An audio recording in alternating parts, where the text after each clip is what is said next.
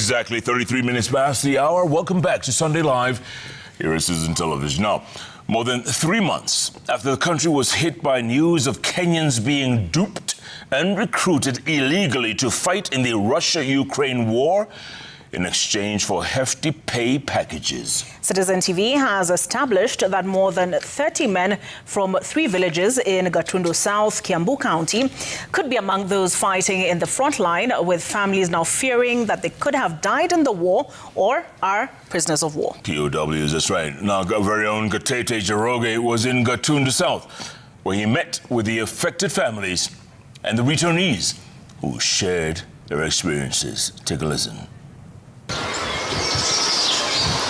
Sounds of birds and a lush vegetation ushered us to Kimunyu village in Gatundu South. Our visit followed reports that this area could be among those hard hit by the Russian recruitment saga. The last 4 months of 2025 saw an exodus of young men from 3 villages to Russia in search of greener pastures. But that journey has turned to anguish for families.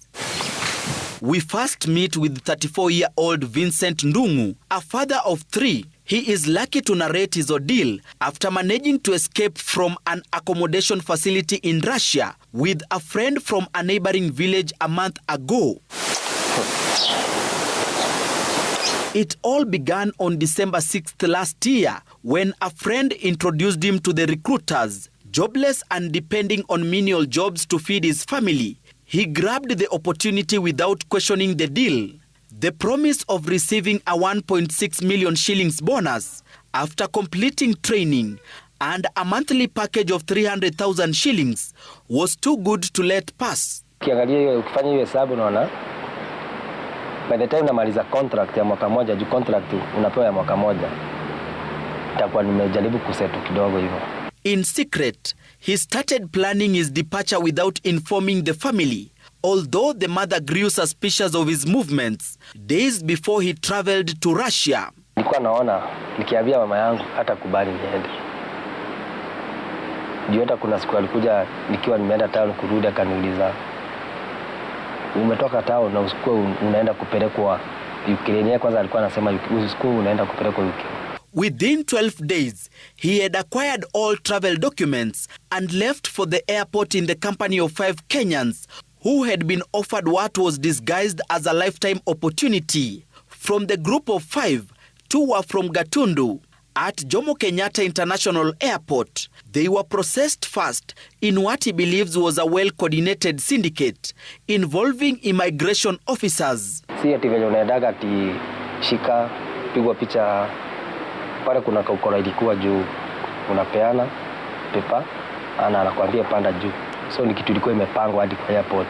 Hata kuna jamaa alitolewa passport na 1 day. Once in Russia, they were taken to an accommodation facility provided with essentials as they waited to move to camps for training. They were joined by 11 newly recruited Kenyans, 3 more from Gatundu.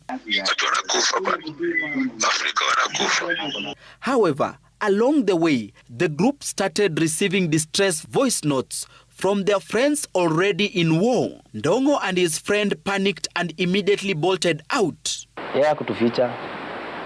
Alituambia mimi ndo nilifanya ukuje tutafute do, tuliachana nazo. Yaani alikuwa anasema hatuwezi kufa sisi wote.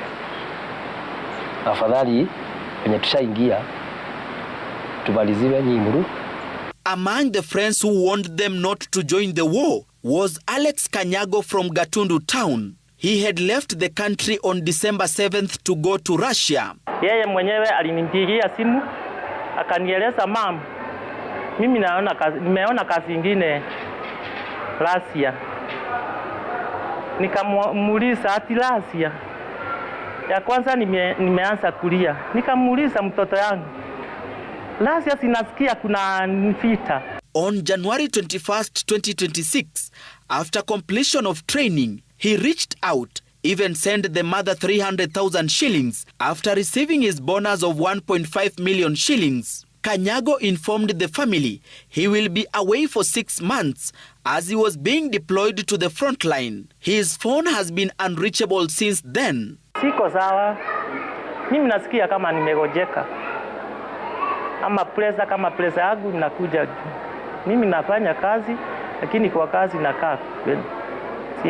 With the warning from Kanyago, Ndongo and his friend, with the help of a taxi driver, managed to escape. They were hosted by a good Samaritan for a week before he got them a ticket back home.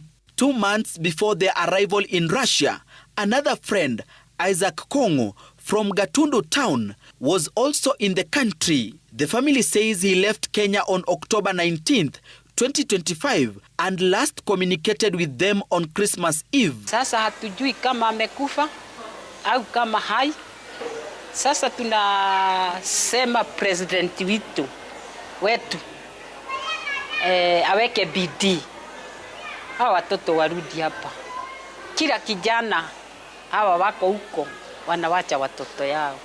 These families confirmed to us there are over 30 young men from Kimunyu, Gatundu Town and Hadege in Russia. Gatete Njoroge, Citizen TV, Gatundu South, Kiambu County.